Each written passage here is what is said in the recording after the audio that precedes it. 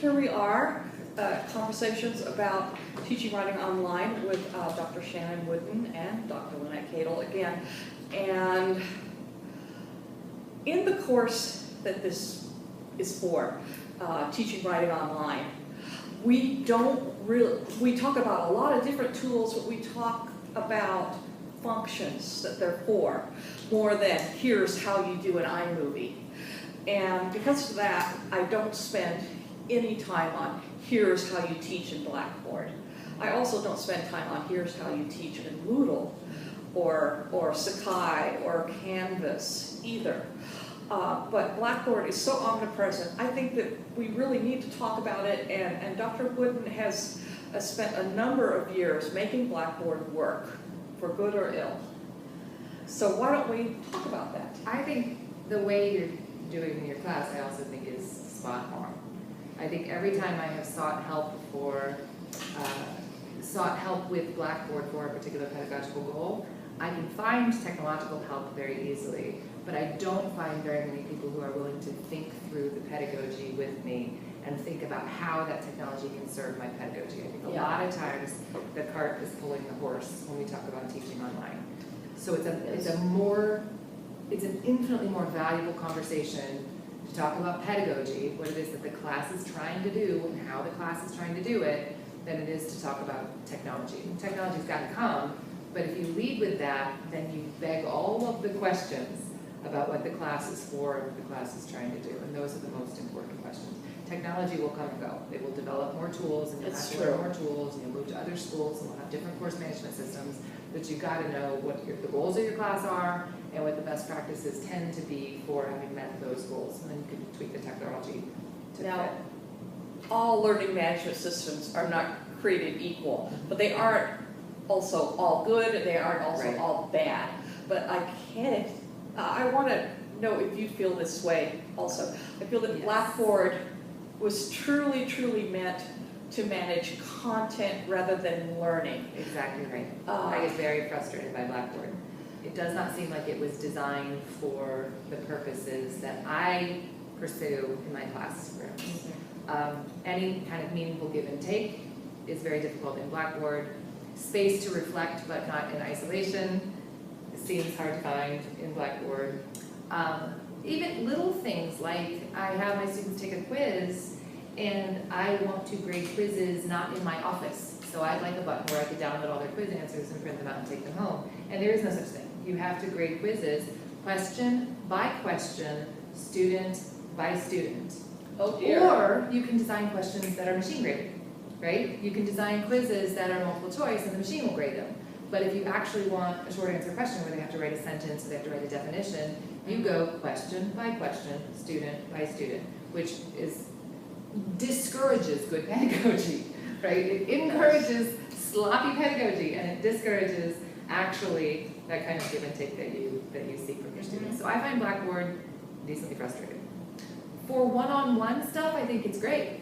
I think for sharing files and commenting on files, for even small groups to share files and comment on files, I think it works wonderfully. What I struggle with is the just practicality of it, as I said, with the downloading quizzes to take home and grade or whatnot. And that give and take. But the best tool you have seems to be a discussion board. And a discussion board works so wonderfully well with very experienced writers and thinkers. Some of the best conversations I've ever had have been on discussion boards. Sure. But not with lower level general education, not with people who kind of by classification are not strong writers and thinkers. If they're in general education writing, well, of course they're not. Of course they're not. In fact, that's just an we're supposed to be teaching them that. Exactly. I wouldn't call that an insult. That's just a description of your population because that's what the course is for. So you're taking the students without those skills yet and asking them to show those skills so that they can develop those skills. What would you tell a teacher to do who is fairly new to teaching writing online and is told, don't worry, we've got Blackboard, use that? Well, I would say they're required to use it. Yeah, I would say find ways to hack it. Okay. Always think about what your goals are. And then imagine, outside your course management system, imagine strategies for achieving that goal. What you would do in the classroom and why, what you would do if you could design your own technology and why. And once you've got that figured out, see how you can cram it into the technology that is available to you. So one example is ways that I have started to give quizzes that aren't quizzes. In one case, I give what I call 2-part quizzes. And the first one is multiple choice, computer graded, and it points to specific features in an article or something that we've read.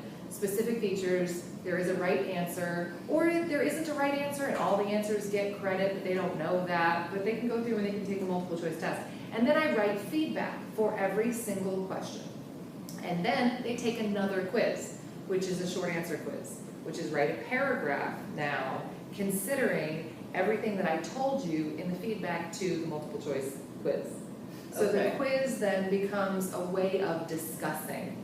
I say, here are a bunch of questions, work with your book to answer the questions. The computer will tell you whether you're right or not, but you're not done yet. Read why I think having asked those questions is important and what I hoped that you would come up with while you were answering the questions. And then write a paragraph in a short answer box that synthesizes how that conversation unfolded. So it's using the quiz tool, but it's not to give a quiz. It's using the quiz tool to structure a conversation. The other thing that I think, and this is going to sound fairly critical, I think, of students, which I don't love, but I think Blackboard is also making them dependent in ways that I'm not accustomed to because I didn't kind of grow up in online education. Specifically, what I have in mind is the demand for constant feedback.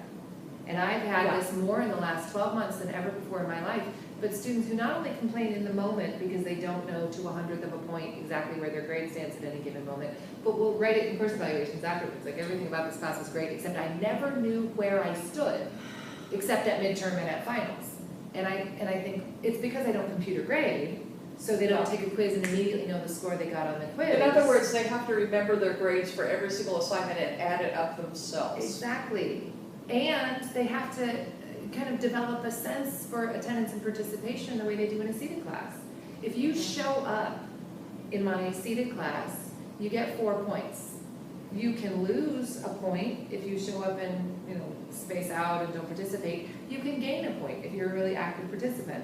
But everybody in the seated class has a general idea that they're getting about a B, maybe a C if they know they don't participate very much, an A if they participate, and if they miss classes, they know what comes out of that. I don't have a lot of questions about that. I say exactly the same thing in the Blackboard class. If you do your post, unless it is lame, you're going to get 4 points. If it's great, you're going to get 5. If it's lame, you'll get 3. And they can't compute that themselves to have any idea where they stand in the class. And I responded to some of them, you do have an idea where you stand in the class.